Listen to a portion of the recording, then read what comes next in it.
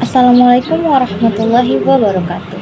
Perkenalkan, nama saya Kitra Fitriani, kemudian rekan saya Sofia Saputri. Saat ini kami ingin mempresentasikan hasil tugas kami dari mata kuliah Sistem Pengambilan Keputusan.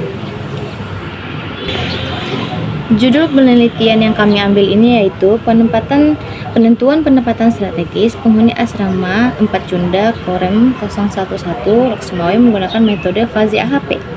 Nah, selanjutnya akan dijelaskan oleh rekan saya yaitu Sofia Saputri. Kepada Sofia Saputri saya persilahkan. Terima kasih kepada moderator yang telah mempersilahkan saya. Nah, jadi teman-teman, di sini kami mengambil judul yaitu penentuan penempatan strategis penghuni asrama 4 Cunda Loksmawe menggunakan metode kombinasi metode Fazi AHP. Asrama 4 Cunda merupakan salah satu fasilitas yang diberikan kepada para personel militer dan keluarganya yang sedang berdinas di kota Loksmawe. Asrama ini memiliki 3 lokasi, terbagi menjadi 3 lokasi, yaitu lokasi A berada paling depan, lokasi B berada di tengah-tengah, dan lokasi C berada di belakang asrama. Ketiga lokasi tersebut memiliki fasilitas yang berbeda-beda. Penataan hunian yang optimal sangat penting dalam menunjang kenyamanan, efisiensi mobilitas, dan keamanan penghuni. Namun, sistem penempatan penghuni saat ini masih dilakukan secara manual, yaitu berdasarkan intuisi pengelola, sehingga sangat berpotensi menurunkan efektivitas kinerja para penghuni. Sehingga, untuk memastikan penempatan penghuni yang optimal, digunakan metode Fazi AHP untuk menentukan bobot kriteria dan mencocokkan profil penghuni dengan lokasi hunian yang paling sesuai. Mengapa Fazi AHP? Karena Fazi AHP memungkinkan pengambilan keputusan yang lebih fleksibel dalam kondisi ketidakpastian, sehingga proses penempatan menjadi lebih objektif, adil, dan berbasis data. Nah, jadi teman-teman pasti bertanya-tanya, apakah metode Fazi AHP itu? Metode Fazi AHP merupakan metode analisis yang dikembangkan dari AHP tradisional. Walaupun AHP biasa digunakan dalam menangani kriteria kualitatif dan kuantitatif dalam multikriteria, namun Fazi AHP dianggap lebih baik dalam mendeskripsikan keputusan yang samar-samar daripada AHP tradisional. Hal itu telah dibuktikan dari penelitian-penelitian terdahulu yang telah berhasil mengimplementasikan Fazi AHP dalam sistem pengambilan keputusan mereka. Seperti pada penelitian yang ditulis oleh Suwandi dan teman-temannya dalam penelitian yang berjudul Implementasi Fazi AHP dalam Sistem Pendukung Keputusan untuk Pemilihan Objek Wisata di Kalimantan Barat.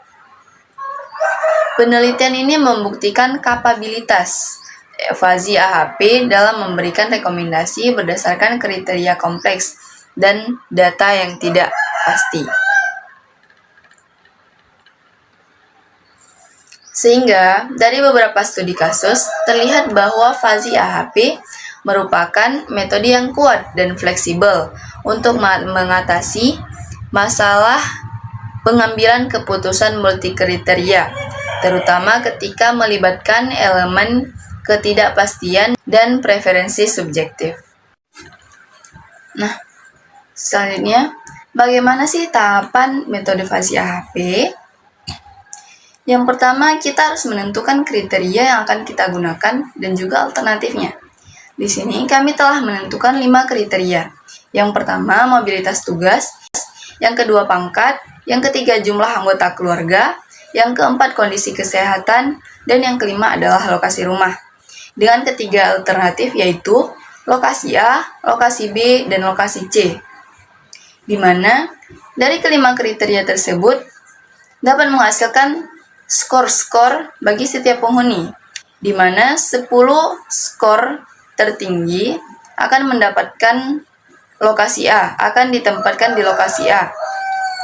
Kemudian dengan 19 skor selanjutnya akan ditempatkan di lokasi B, dan sisanya akan ditempatkan di lokasi C sesuai dengan kuota hunian yang tersedia.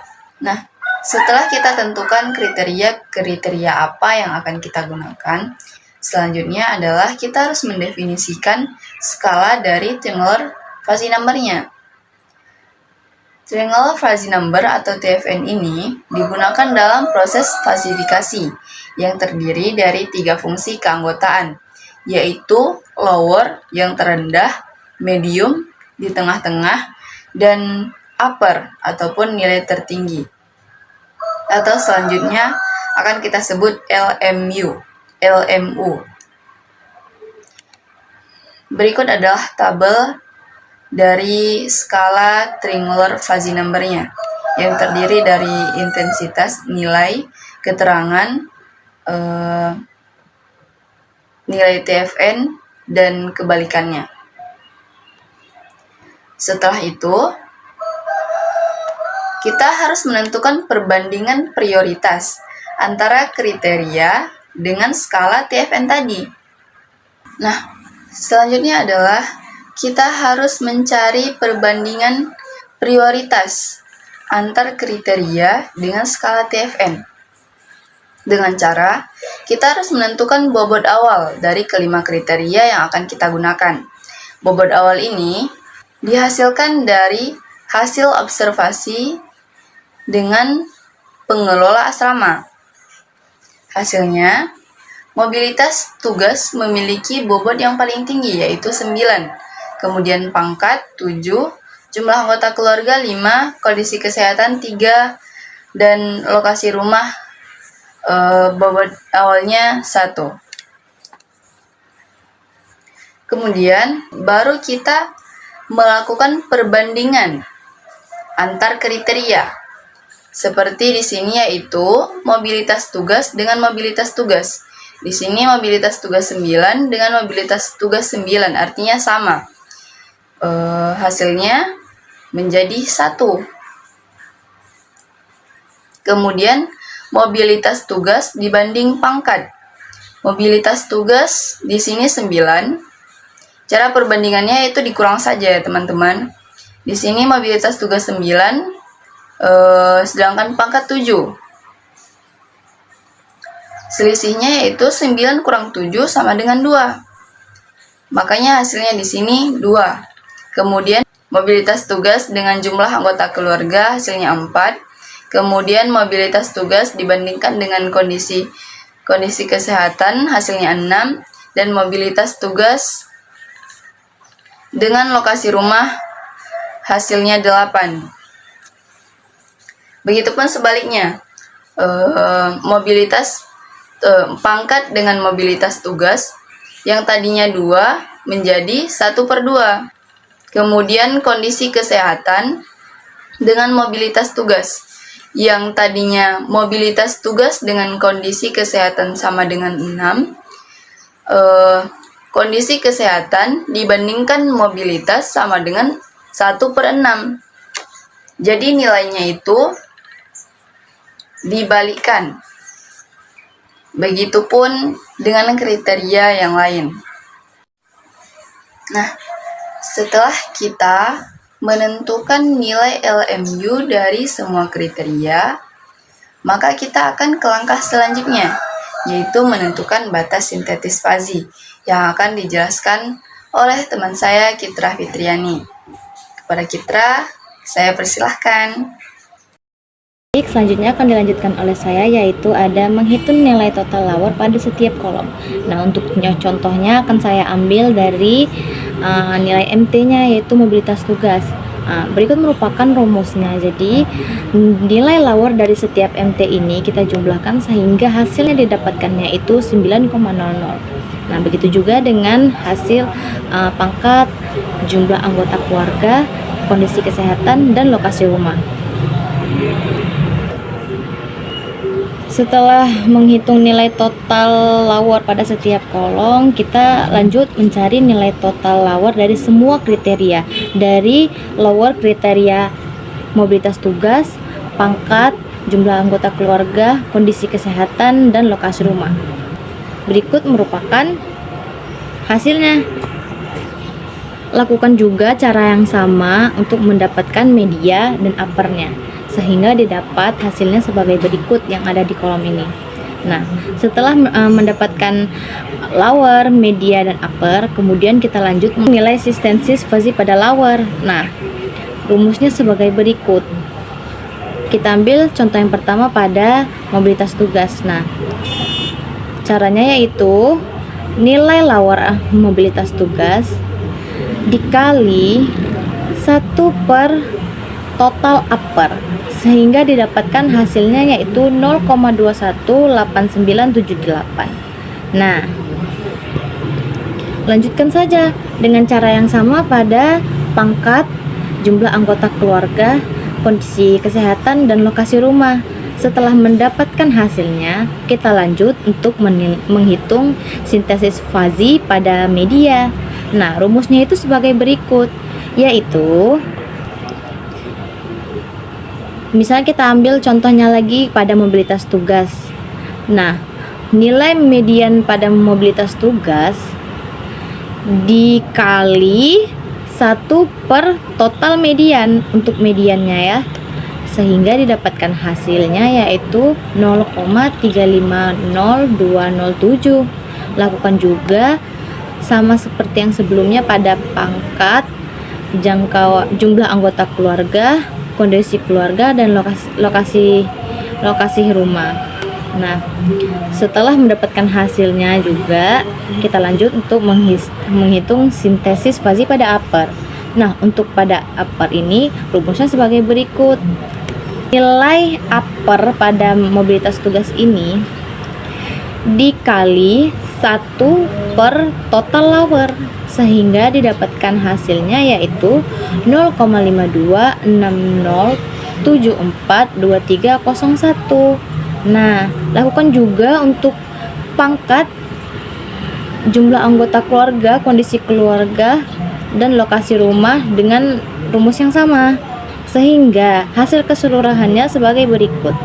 Nah, setelah mendapatkan hasil keseluruhannya, kita lanjut ke langkah seterusnya, yaitu menghitung nilai prioritas faktor. Caranya sebagai berikut. Nilai prioritas faktor ini acuannya dari median. Aturannya itu membandingkan nilai, misalnya MT dengan MT, MT dengan P, MT dengan JAK, MT dan KK, dan MT dengan LR, dan seterusnya. Nah, rumusnya itu sebagai berikut. Nah, ini untuk nilai bandingnya itu kita lihat dari tabel ini ya. Nah, kemudian untuk membandingkannya yaitu untuk banding MT ini, misal MT banding MT, hasilnya itu 1 karena nilai MT itu lebih besar atau sama dengan MT. Selanjutnya MT banding P juga 1 karena nilai MT itu lebih besar dari P.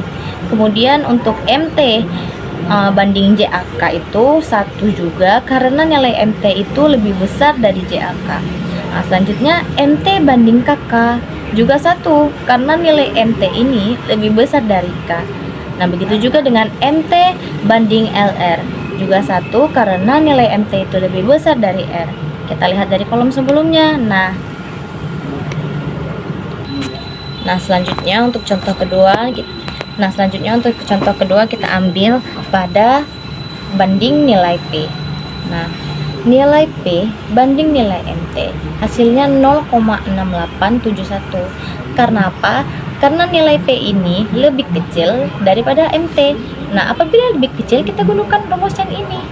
Nah, jadi kita gunakan rumusnya yaitu lower MT kurang upper P dibagi, kita buka kurung, median P kurang upper P tutup kurung kurang median MT kurang lower MT. Nah, dapatnya hasilnya yaitu sebagai berikut, 0,68371.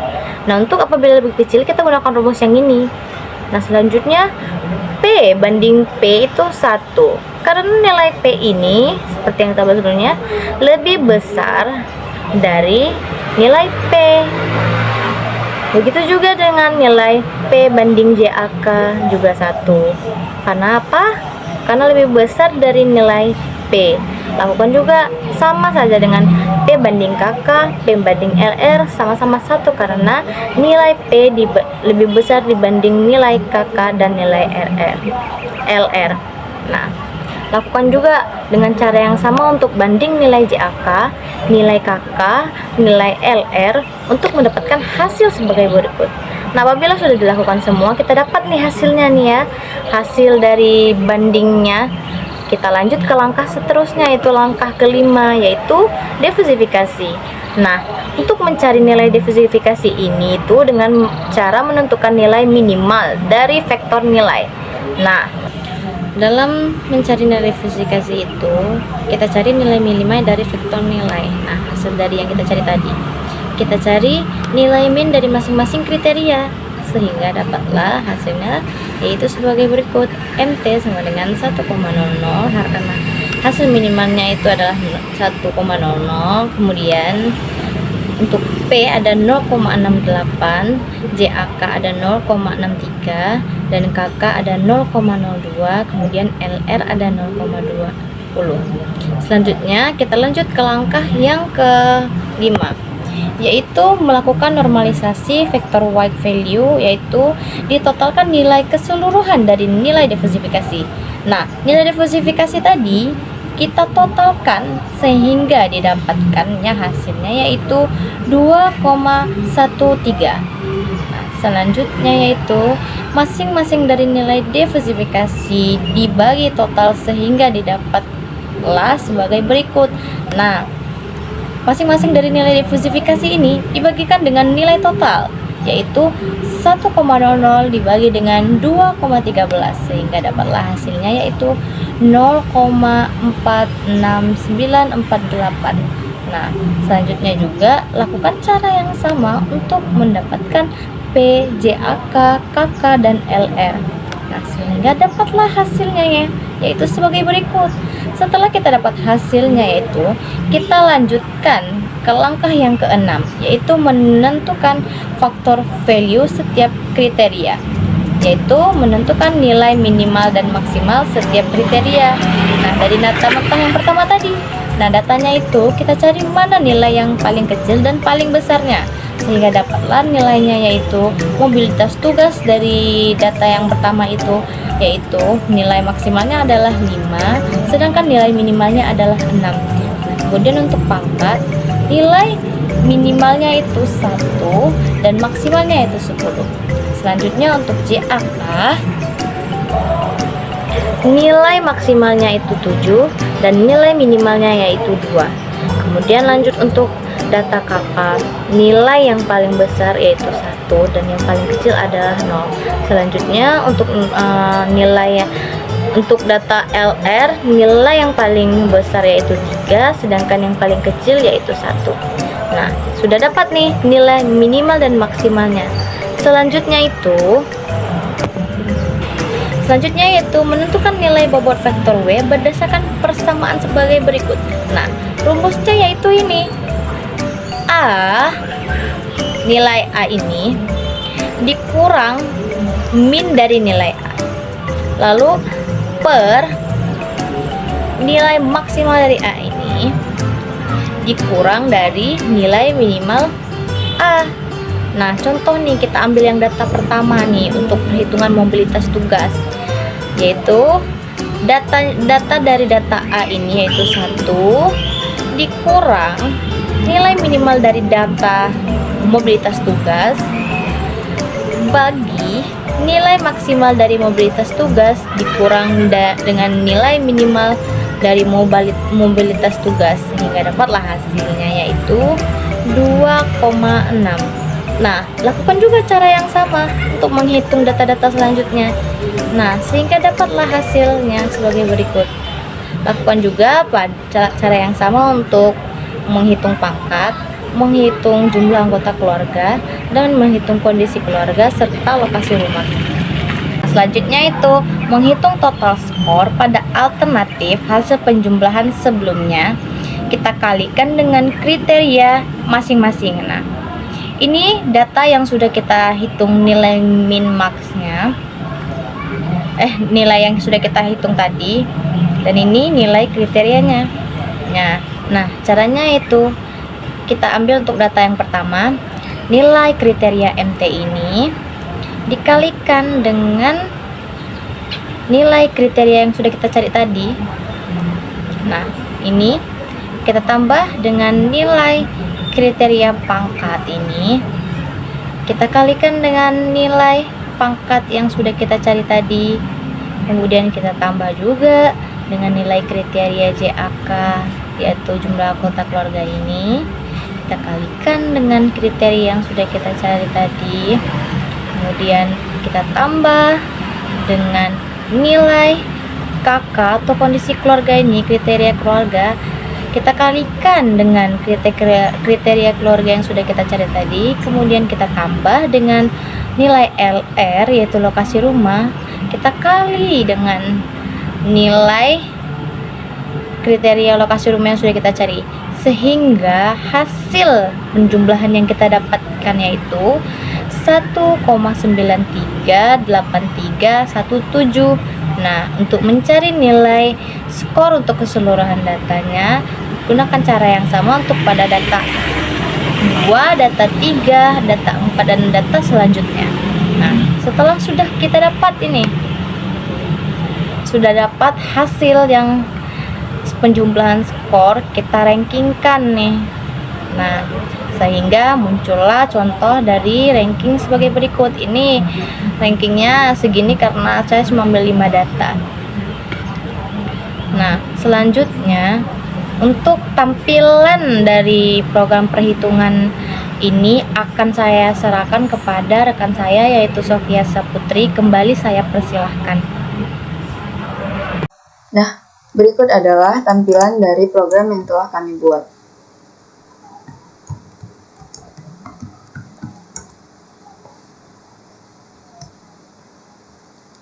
Di mana tampilan awalnya terdapat dashboard, data penghuni, kriteria, perhitungan fuzzy AHP, dan hasil penempatan. Di dashboard ini, admin dapat melihat total penghuni, total penghuni yang sudah diinput, kemudian total yang sudah ditempatkan, kuota yang sudah terisi, kemudian total penghuni yang belum ditempatkan. Kemudian di sini juga ada informasi yaitu kuota dari ketiga lokasi yang ada. Di sini dapat kita lihat bahwa ketika ketiga lokasi tersebut telah diisi penuh dan tidak ada kuota lagi yang tersisa. Kemudian selanjutnya ada data penghuni.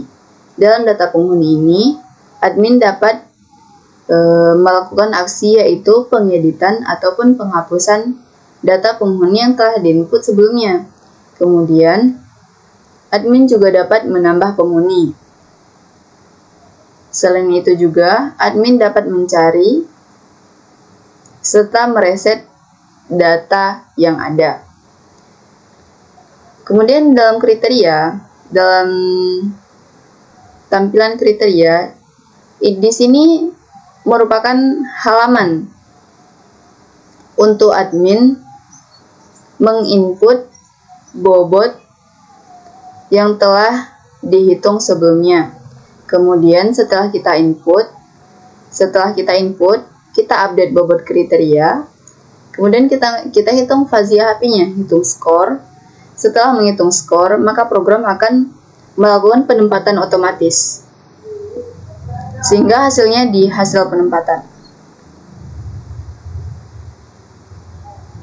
Dalam hasil penempatan, admin dapat melihat nih lokasi dekat jalan, memiliki rata-rata skor yaitu 0,5645. Kemudian lokasi B memiliki rata-rata skor yaitu 0,4619 dan lokasi C memiliki rata-rata skor sebanyak 0,3132. Kemudian di sini juga ada button print dan Excel dan export Excel untuk memudahkan admin dalam pengelolaan data yang ada. Ini adalah data lengkap dari hasil daftar penempatan setiap penghuni.